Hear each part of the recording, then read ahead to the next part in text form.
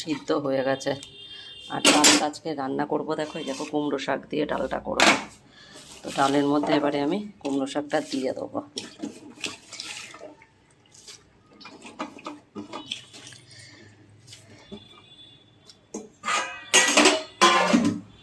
এবারে এর মধ্যে নুন আর হলুদ দেবো, দিয়ে এটাকে সিদ্ধ করে নেব, তারপরে ফোড়ন দেবো।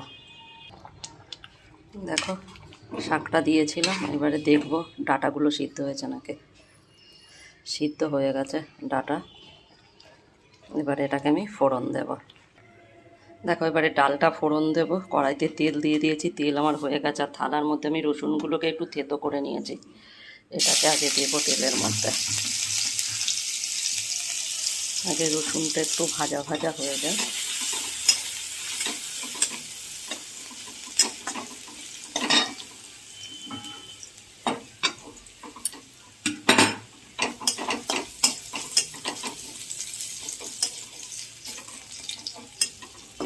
এবারে দেবো কালো জিরে আর শুকনো লঙ্কা।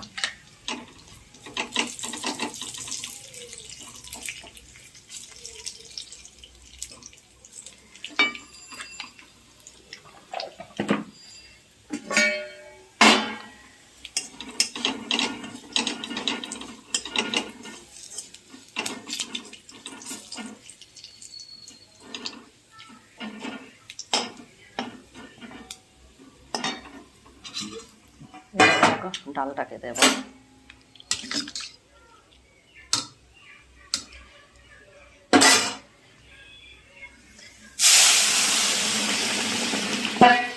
আর ডালের মধ্যে একটু মিষ্টি দেব।